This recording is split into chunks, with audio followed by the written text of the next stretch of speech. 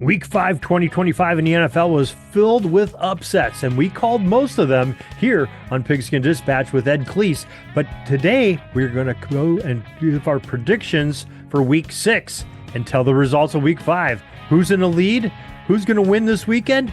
You're going to find it all out in just a moment when Ed Cleese joins us here in the Pigpen. This is the Pigskin Daily History Dispatch, a podcast that covers the anniversaries of American football events throughout history. Your host, Darren Hayes, is podcasting from America's North Shore to bring you the memories of the gridiron, one day at a time.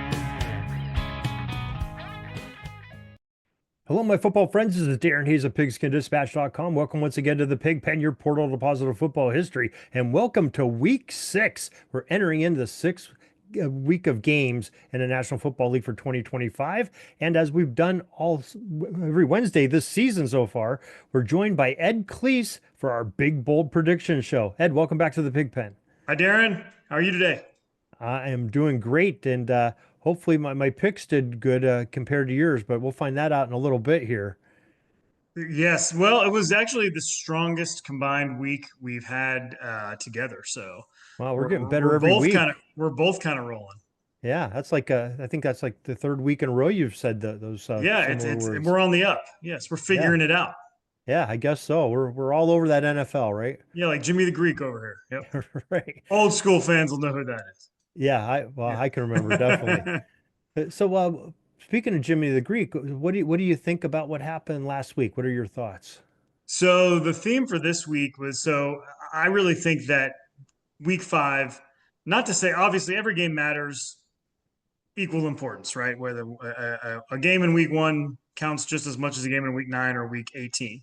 But I do think especially with the length of the season now, the extra game, it being so long, and also the extra playoff team, is that I don't think the very beginning of the season carries the same level of importance that it used to. And I really think the first quarter of games, kind of like as long as you survive them, it's almost like the new preseason. With nobody that plays in those games, preseason games anymore, you only have 3. They don't take them nearly as seriously as they used to. They don't really use them for anything other than evaluating the very back end of your roster. So I think the very beginning of the season is often kind of a feeling out process for teams. And I think what teams are trying to do is they're trying to avoid anything terrible happening. You don't want an 0-4 start or get a bunch of injuries or whatever, which some teams are dealing with. You know, the Eagles started 2-2 last year and then lost one more game the whole rest of the season. So I really thought that this was the first week of games where we had some results that when we look back at the end of the year, it'll be remember that game. All right. And it doesn't necessarily need to involve both teams in the same game, because some games are more important to other teams than they are to, both teams in the games. Let me say that again. Some games are more important to certain teams than others. Okay. So for example, we started last Thursday night, and as much as I really don't like the 49ers, I've always rooted against them. But I thought that was as gutsy and tough and sort of interesting of a game as we've seen in the NFL so far this year. The 49ers going in as big underdogs on a short week with almost nobody. They are literally without QB1. They are without tight end 1. They are without wide receiver 1. They are without wide receiver 2. And then they have some various other injuries throughout the roster. They are beat up. They were already 3-1. So, a short week, losing that game to the Rams would not have been a season ender or that big of a deal. But they went in there that night and they gutted that thing out. Like no other team so far this year. I found it super impressive. Mac Jones was making me laugh because at one point, he had the patellar injury, and at one point he's on the bench. It was like Rocky in the cut me mix scene. He's on the bench. He has one trainer rubbing his knee. He has another trainer doing something to his arm, like they're rubbing it, they're looking at it. He has another guy walk over while this is happening, and he takes a bite of a banana. Then they're also feeding him Sour Patch Kids. And as he's walking off the field in between series, he's dry heaving. It's like this guy, is he going to literally survive to the what is going on with Mac Jones in this game? I was calling my kids over and like, look at this, what's happening? I don't think I've ever seen, I don't know if he's being dramatic or what, but it was like Rocky. And it was crazy. And the Rams come back, they tie it. It's just, and then you're like, okay, the luck's gonna run out. The Niners they've gone as far as they can. They gut it out again. They get the crazy fumble on the goal line that was kind of fortunate, but it was also a nice punch out. And I think when it's very possible that that game is a decider in the NFC West later in the year. Yeah, you could be very well right. And those are the kind of games, like you said, you reflect back on, you might not remember it next week, but you get to week, 16, 17, and your team is like on the bubble.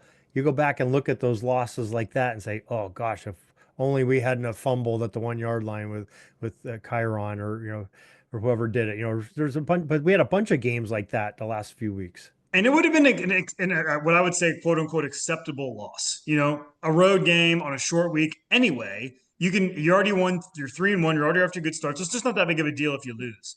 But to And go in there and win it like that really flips things. It gives the 49ers a lot of margin for error now. To get some guys healthy. They're in a great position.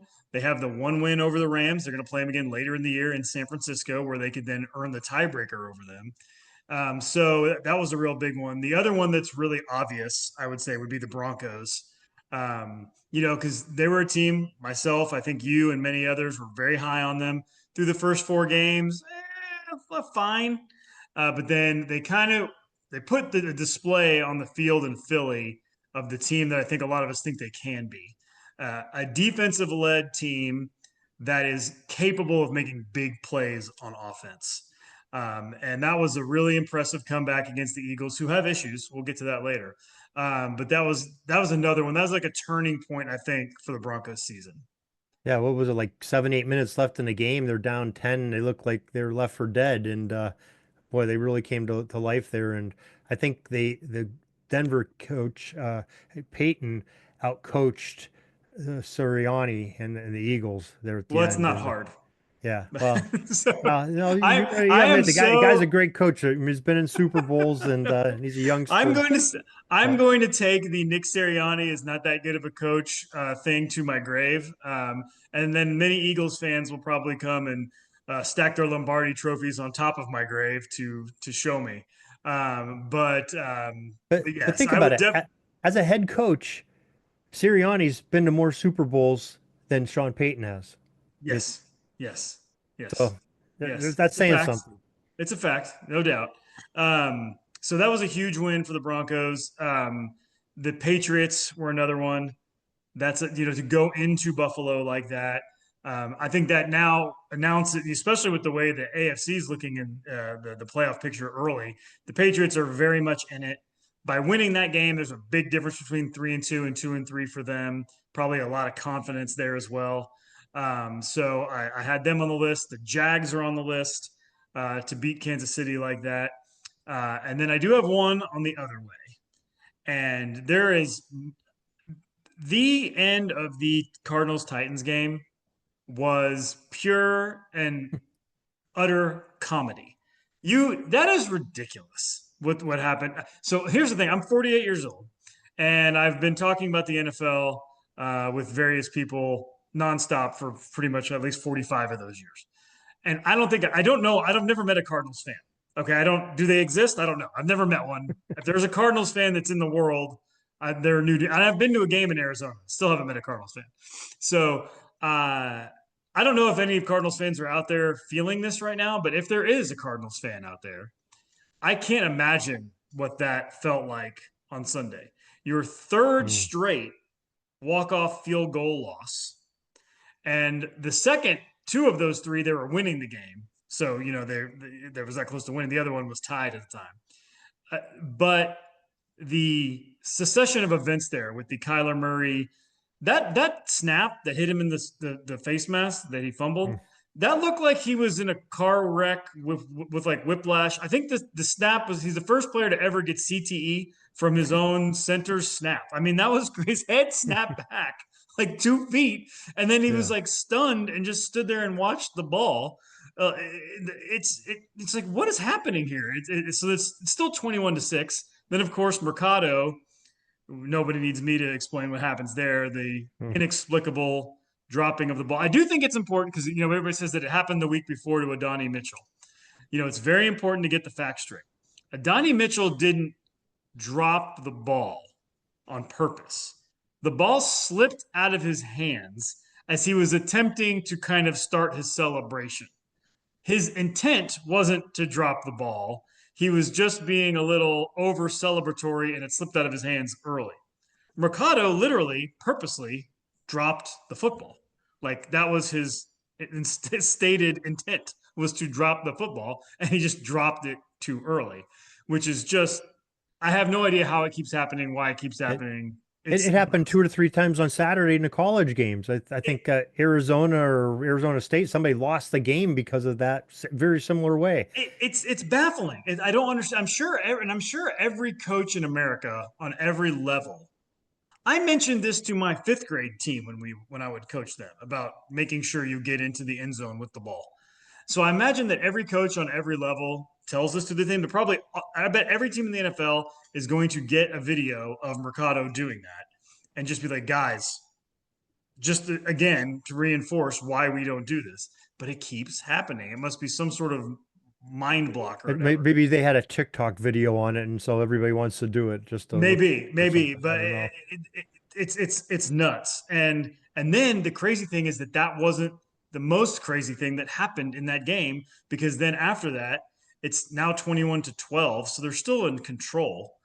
And then you have the Cam Ward interception, which then becomes a fumble, which then the Cardinals kick back into the end zone, which the Titans then recover for a touchdown. And then the Titans drive the field. The Cardinals can't get a stop. And in the flash, you go from with 12 minutes in the game, you should be up 28-6 if your running back simply carries the ball into the end zone.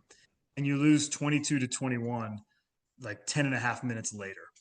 And that is a loss. I'm sorry. You're not coming back from that. Not to the Titans. The NFL is hard. The NFC West is really tough. They've got to get their wins when they have them in their lap like that. And talk about giving a game away that you'll never get back. Yeah, that was definitely one of the most odd fourth quarters, oddest games I think I've witnessed in a long time, and definitely a lot of freaky moments in there. And the score is like a bizarro world score. You would have expected that if you watched that game that the Titans would have won that game, but Yeah. I'm sure they're happy about it in Nashville. Yeah. So maybe, if there were any Cardinals fans before Sunday, maybe there aren't now. So there you go. Yep. Yeah, yeah, I'll Those are my bet. big, my like initial observations from last week. So the games are starting to matter. Yeah, definitely are. All right. Well, this is an interesting segment I think we're going to get into because the last couple weeks you've been cutting teams from being you considering them not being playoff contenders, I guess, for lack of a better word. But this is going to be an interesting one because we had a lot of upsets. We have, I believe now we have no undefeated teams and we have no winless teams in the Right. National Football League. So it'll be interesting to hear if you're going to cut anybody this week. Yeah, I'm cutting three. I'm still cutting three. Whoa, Yeah, I'm okay. still cutting three. So we had the Titans, the Saints, and the Jets, and I just as an aside, we maybe need to stop calling them the Jets because that is just too for. There has to be a better vehicle or aviation term for them than jets. Maybe like the propellers or like the golf carts or something like that because they do not deserve to be called the Jets.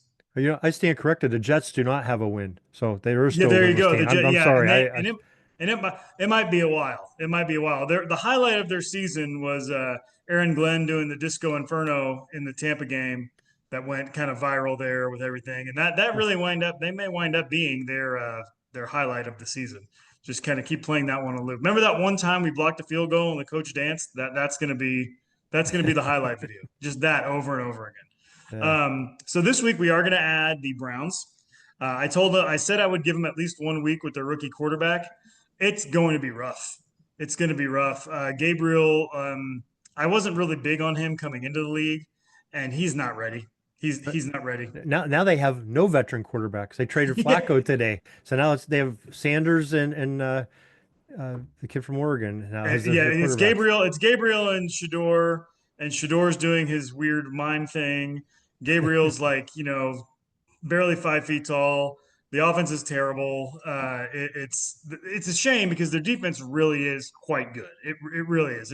It's a legitimately good NFL defense, but the offense is so bad, and now I think kind of hopeless, because in a way, the rookies, I guess maybe you would say provide some hope because there's some unknown there. And I guess maybe you could spin it that way. But really, I cannot see Gabriel or Sanders putting together a full 60-minute game at this juncture of their careers or anywhere close. And there's not like there's a lot of extra help on the offense for them either. So the Browns at 1-4 with the two rookies now, they are going nowhere. It's probably going to cost Stefanski his job sooner than later. So I think we're just kind of waiting at this point. So the Browns are done. The Raiders are going to join them.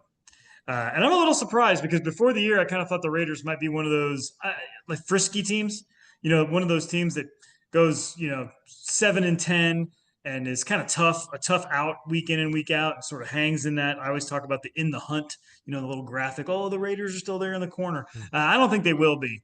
The Gino looks done. Uh, it's going very poorly there. They're not good on either side of the ball. They can't block anybody. Their offensive line's a mess. They can't stop anybody on defense. They're bad, and they're gonna remain bad. And then the last team is gonna. I promised this, so I will follow through. The Dolphins are getting cut. They had a 1 week reprieve by beating the Propellers, and then they get a reprieve, and then they go to the Panthers, have a 17-0 lead in that game, and still manage to lose. And I don't know if you happen to see Mike McDaniel after the game, but he was walking through the tunnel, and Sweet Caroline is playing in the background, and he just looks distraught, like it was dead man walking. It wasn't we lost the game. It was a look on his face of this is over. We're done. Obviously, he doesn't say that. He kind of stumbles and stammers through his kind of weird delivery in his press conference the next day. All that kind of weird stuff he does that was kind of funny and cute when they were doing well, and now seems the opposite. So the Dolphins are done.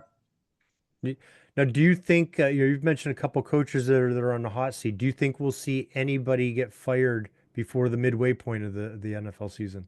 Darren, sit tight because we might find that out in one of my 5 bold predictions from this week. Okay, all right. Quite the segue.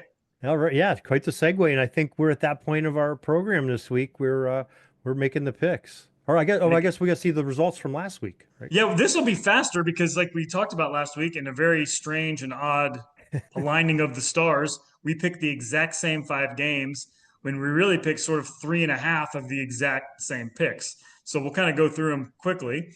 We both had the Broncos beating the Eagles, nailed it. Couldn't have gotten any better. 2-0, or 2 points there for each of us. We both had the Saints beating the Giants. Another 2 points for us. That was not as easy as it looked. That was a 2-score win for the Saints. The Giants turned the ball over on 5 straight possessions in that game. The Giants were actually outplaying New Orleans for most of that game. They were really kind of better, but they just couldn't get out of their own way. Kept giving the ball up. That ended the game there. But we both get those 2 points. We didn't specify how it was going to happen.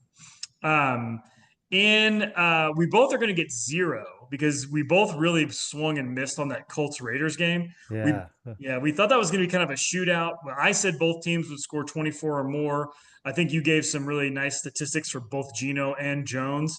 I'm not going to give us a half right on that because I think we were both thinking that it would be a really fun kind of shootout game, and it wasn't at all. The Colts dominated. So we're both going to get 0 there. We are in Los Angeles, pat myself on the back and my team on the back for getting off to a lousy start in Los Angeles against the Chargers. The Commanders had a big turnover there on a fumble that shifted that game, and it's almost like it woke up Jaden Daniels and our defense all at once. And it's almost like our season started midway through the second quarter of game number 5. That was the first time the Commanders, I thought, really started to look like the Commanders from last year, maybe even a little bit better. That rookie running back, Bill, he's got a lot of talent. That's a very exciting addition for the Commanders.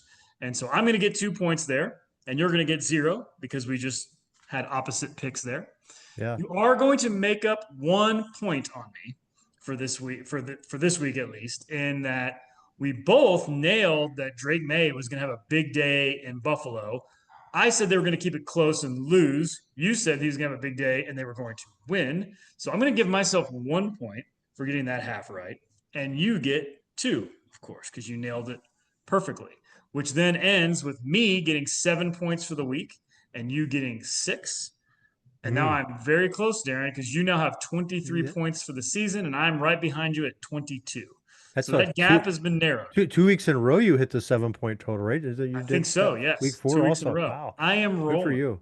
I am Hey, rolling. you are on Yep, fire. All right. on Well, fire. we'll have to try to put a bucket on that fire here and put it out here this week. Awesome.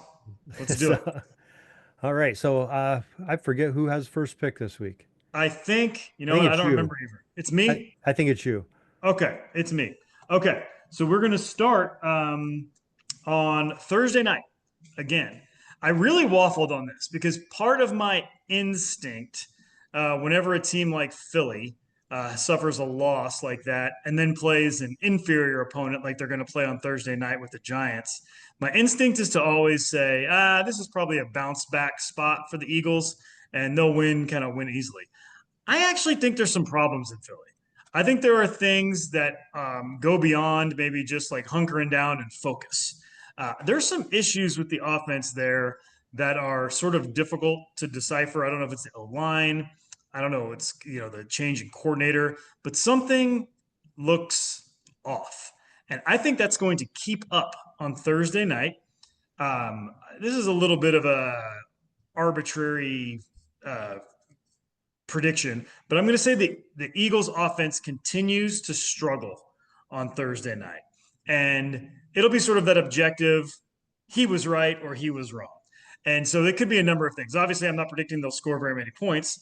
I think it'll be another sort of low yardage. I think, midway through the second quarter, as we're approaching halftime, there's going to be some chatter of, what is going on with this Eagles offense? Now, their defense is really good still. And the Giants may not be able to take much advantage. So maybe it's 10-0 at the half Eagles, but their offense won't be the reason why. So I'm going to say that the Eagles offense has a tough night on Thursday against the Giants, and these questions persist. Okay. Well, this is going to be 6 games in a row. We're picking the same game because I'm starting off my week taking that game too. But I'm a little bit different than you because I think the Philadelphia Eagles are angry that they lost their first game. As a matter of fact, they're pissed. And they're going to come into, I think they're in Philly this week, right? No, And they're in New York. oh, they're in New York. Okay, they're gonna walk into the Met Stadium there and be so mad they're gonna take it out on the hapless Giants, and they're gonna win by 17 or more on Thursday Wow. night. Okay. Well, yeah, that's definitely different than what I'm saying. Um, Normally, like I said, we actually have the same general mindset because that's kind of where my instinct takes me. But sometimes I think you get to a point where it's beyond just being able to turn the switch on and off. And I'm curious to see if maybe the Eagles are at that point. Yeah, I think they're gonna change up their play calling a little bit more. Not rely so much on the legs of Hurts and Saquon, and I think they're going to air the ball out a little bit more and use those talented wide receivers and tight ends that they have, and really beat up on the Giants' defense. All right. Well, we shall see. My second pick for the week, we're going to go to your neck of the woods, and I'm going to make a pick on that Steelers Browns game that kind of hinted at it earlier. Um, the Steelers are going to destroy the Browns on Sunday. At least the Browns offense is going to get destroyed. The Steelers are going to punish Dylan Gabriel. We might even see Sanders in the game because it might get to that point where they have to make it switch. The Steelers are going to win that game by 2 or more scores, and they're going to do it on the strength of a dominating defensive performance. Well, I did not pick that game.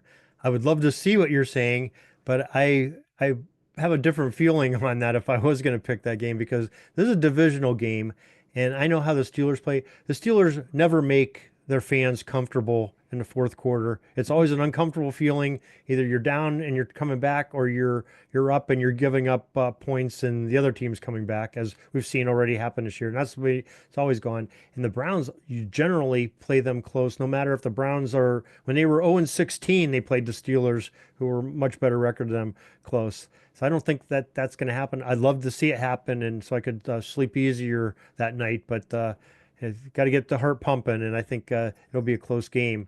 Hopefully, the Steelers win it. Well, also you got to talk about. We kind of talked about it last week. You've got the crazy travel too. Steelers Yeah, off a bye at home. Browns coming back from London, having just traded Flacco.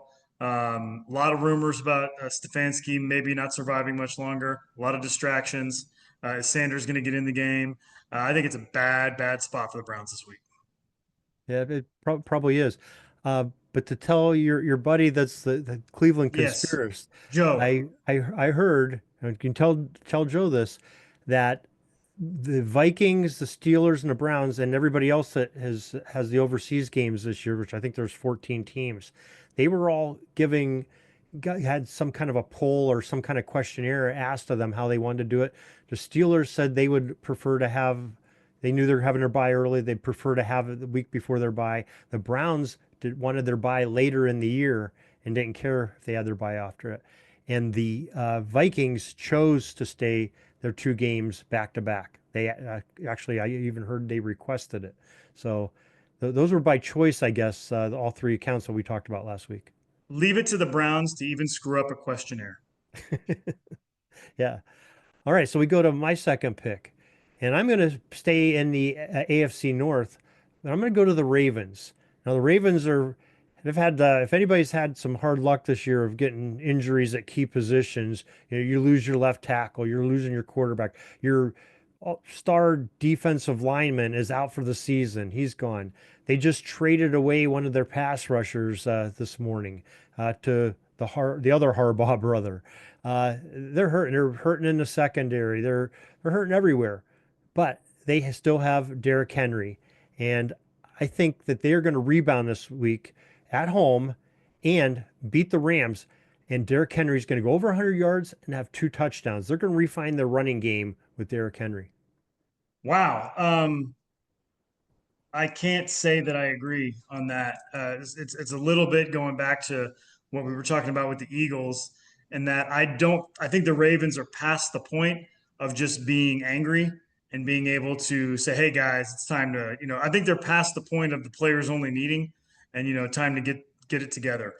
Now, I wouldn't be shocked if they put forth a much better effort than they did last week at home. And I actually would expect that. I don't think it's going to be 44-10 Rams. But the Rams are also coming off a discouraging loss. They've got the extra time, coming off the Thursday game. And just looking at the Ravens and like everything you mentioned, their players aren't there. So I just in good conscience couldn't pick them to win the game. I think it's a 7-point spread, something like that, which is shocking to see the Ravens as 7-point underdogs at home early in the season. Yeah, I can't get with that, Darren. I think if you're right on that one, that is bold, and that is it'll be very surprising to me. I just have a gut feeling that they are. I mean, I don't like the Ravens. They're the arch enemy of my team, but they are too good of a team. They have too much talent, and they're too well coached to go 1-5 this early in the season. And that's a tough competitor. That the competition this week. The Rams are a very good team, but I think their backs are against the wall, and they're going to come out fighting and swinging, scratching, crawling, and anything they can do to win this game, and they're going to win it. Gotcha. All right. Well, we'll move on to my third pick. We're going to go down to what might be the game of the week, really. Probably wouldn't have said that before the year, but that 49ers Bucks game in Tampa is pretty appealing. First of all, how beautiful was the aesthetic in Seattle last week with the two teams celebrating their 50th anniversary and both of them wearing their OG uniforms? Man, that looked awesome. Right, yeah, it was cool. It takes It me back to was 1976 or Yeah, whatever it those was. creamsicles are just and you just can't beat them. They're fabulous. They really are just fabulous. And those original Seahawk uniforms with that, the I guess the lighter blue and the silver, that was great to see. As an old man, it was kind of fun to see that. But when they were an AFC team. Right, when they were an AFC team, exactly. So this week, the 49ers are traveling to Tampa. And my man Baker, first of all, it's OU Texas week. That's why I'm wearing the hat. And Baker is absolutely an MVP candidate. As a matter of fact, I think he would be my vote right now for MVP of the league, which is amazing to say. Hmm. Um, he's going to run into some trouble this week, though. There are some things I really saw from the 49ers that I mentioned earlier that I like. The 49ers are going to win that game in Tampa, and their defense is going to hold Baker and the Bucks to 21 or fewer points in that game. It's going to be a good game.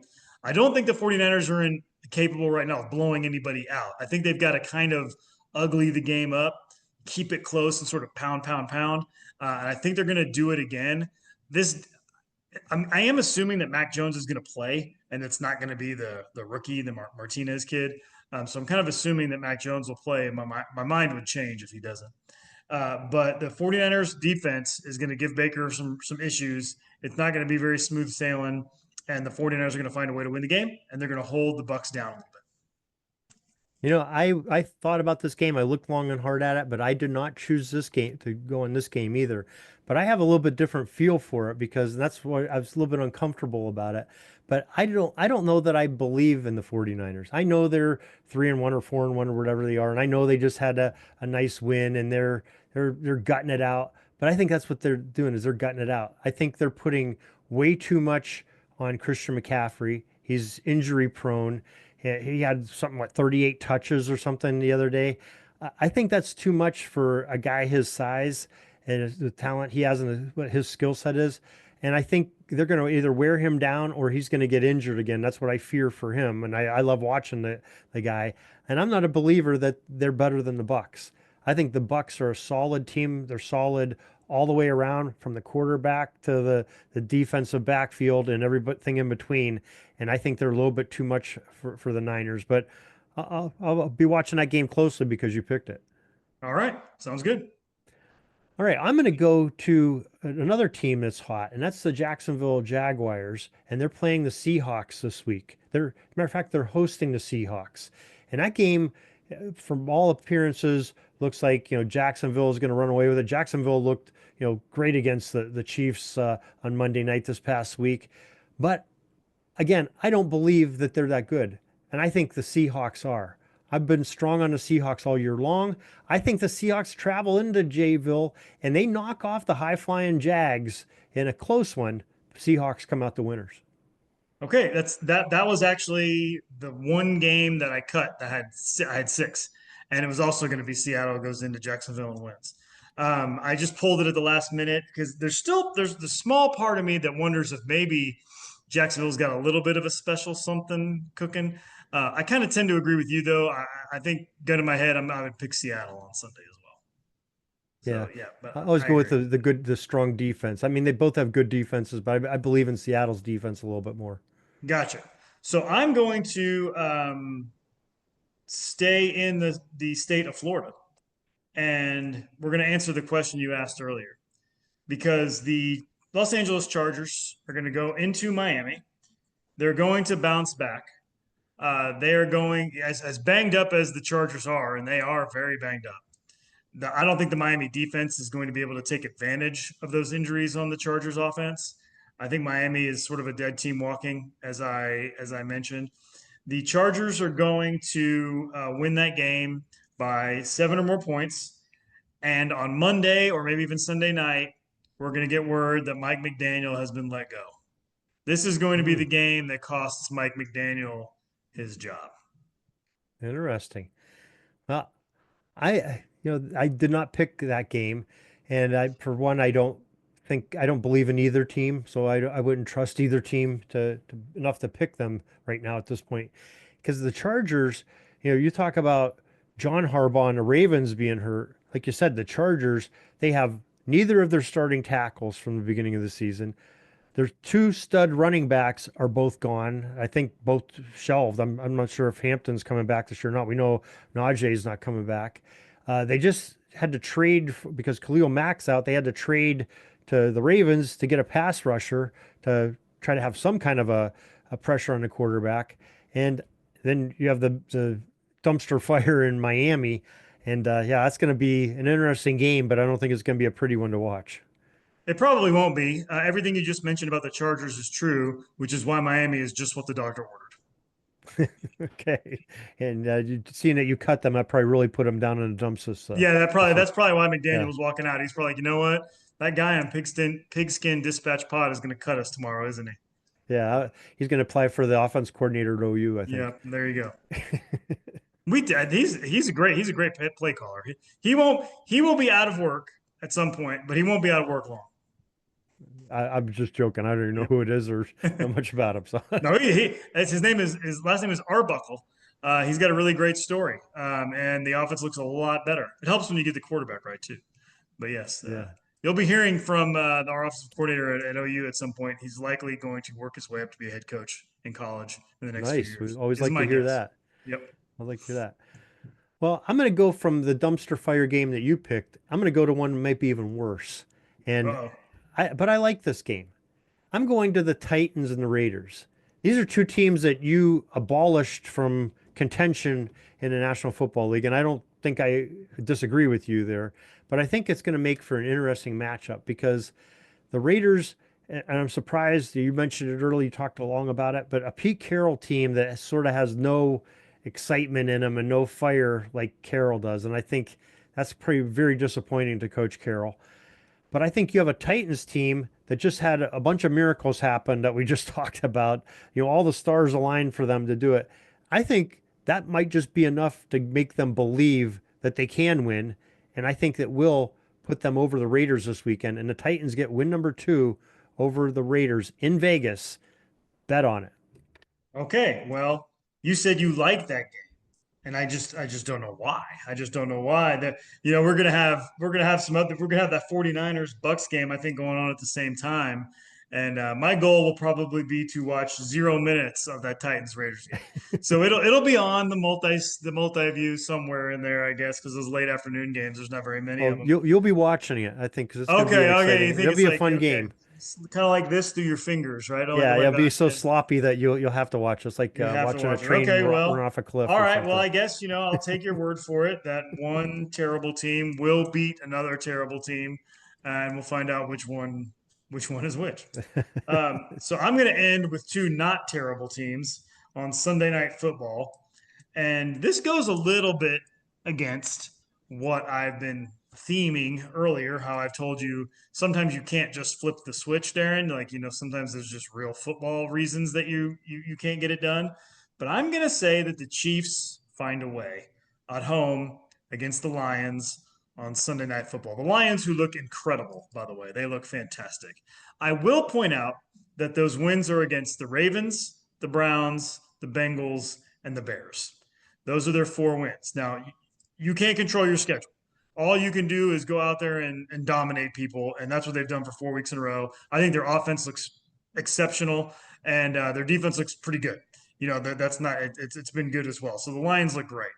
But this is such a big game for the Chiefs now. This is uncharted territory for this Chiefs regime, right?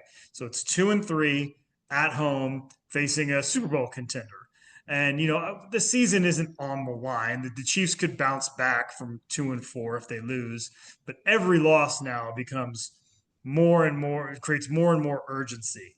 And I just think that the Chiefs are going to find a way. They've looked better the last few weeks. They have looked better. Their offense looks a little more smooth. They're moving the ball a little more easily. Kind of ran into a weird situation in Jacksonville with the 98-yard touch, 99-yard pick six. A couple other things kind of went Jacksonville's way there at the end of the game. But I'm going to say the Chiefs figure it out. They find a way. They gut it out, and they kind of breathe a sigh of relief. And they're going to leave Sunday night by the skin of their teeth. They're going to wind up 3-3. Well, I this my fifth pick is also that game, and I couldn't agree with you more because I think the Chiefs they're too good of a team, just like I talked about some of the other teams with Philly and with the Ravens, they're too good of a team to be falling as far from grace as it seems like they are, because they're probably not, maybe not as close as Philly to being hit in full stride, but much more so than the Ravens. But I believe that they will beat the Lions. And I think the Lions right now are a better team. I agree with you in that respect too.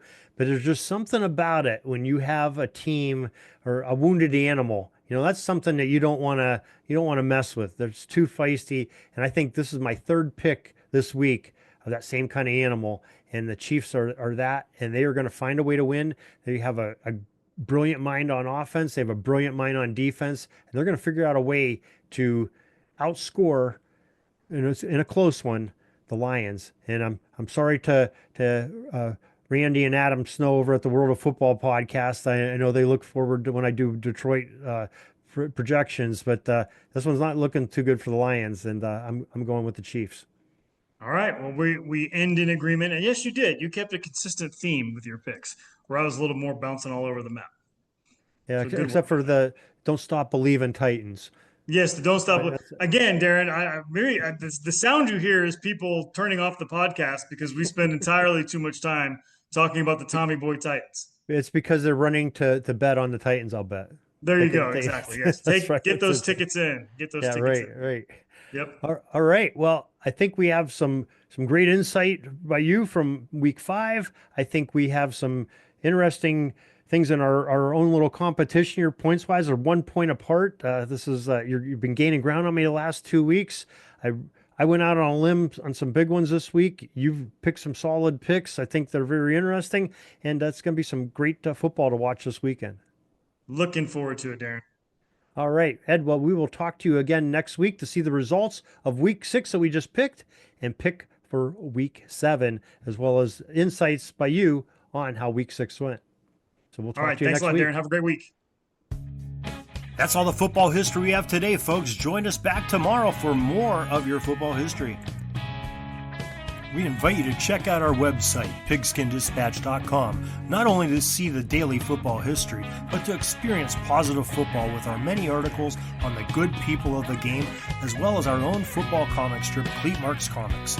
Pigskindispatch.com is also on social media outlets, Facebook, Twitter, Instagram, and don't forget the Pigskin Dispatch YouTube channel to get all of your positive football news and history.